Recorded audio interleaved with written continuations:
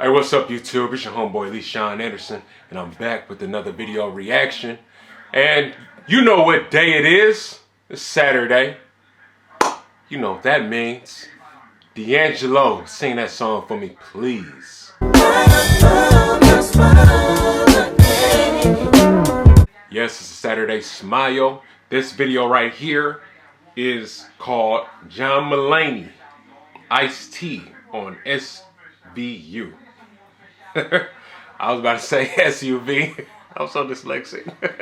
But anyway. Wrong to make fun of people, you know, but it's so fun sometimes. You look like Hardy Newton. For some TV shows, and you know, on a major TV show, you have to be careful about what you say about people because a lot of people get offended, or so it has been explained to me. I was writing for an awards show once, and I got into some trouble. I wrote a joke for this awards show that had the word midget in it.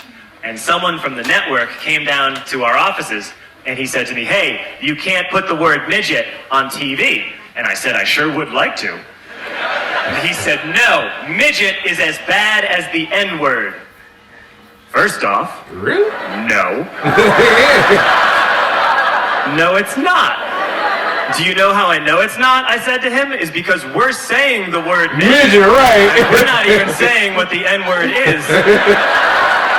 If you're comparing the badness of two words, and you won't even say one of them, right, that's the worst word.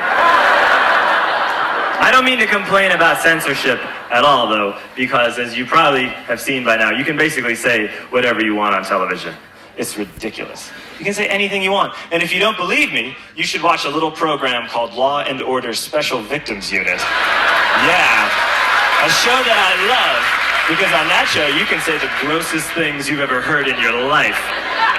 No, you can't say like the F word. You can't say that on Special Victims Unit. But people walk around on SVU going like, "Looks like the victim had anal contusions."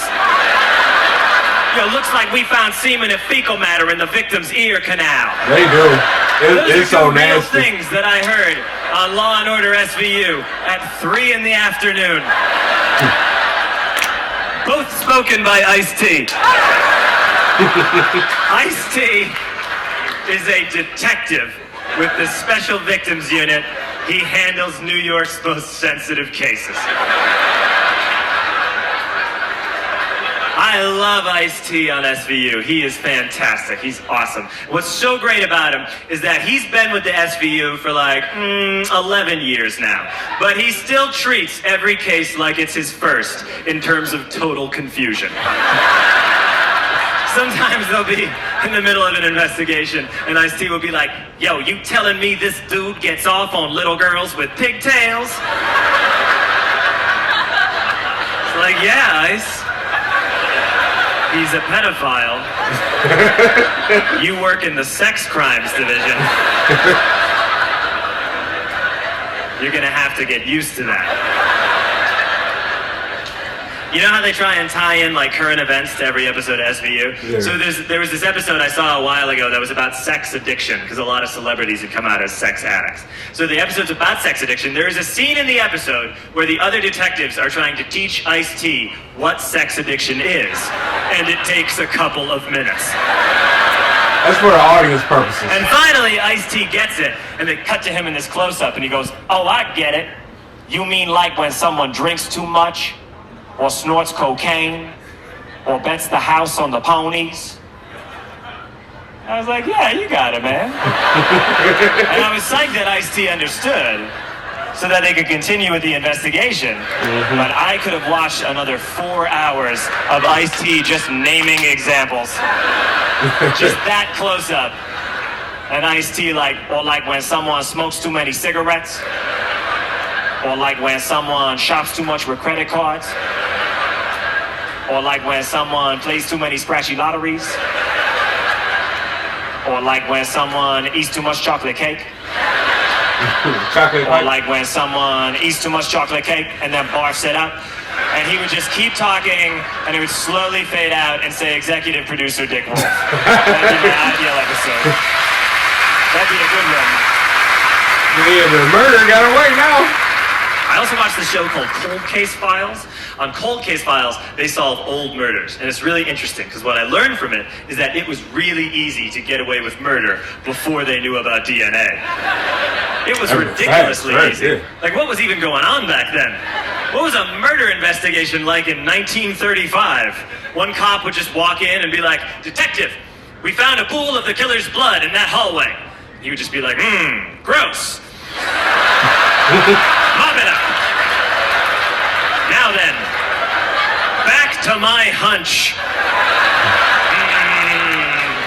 Look for clues.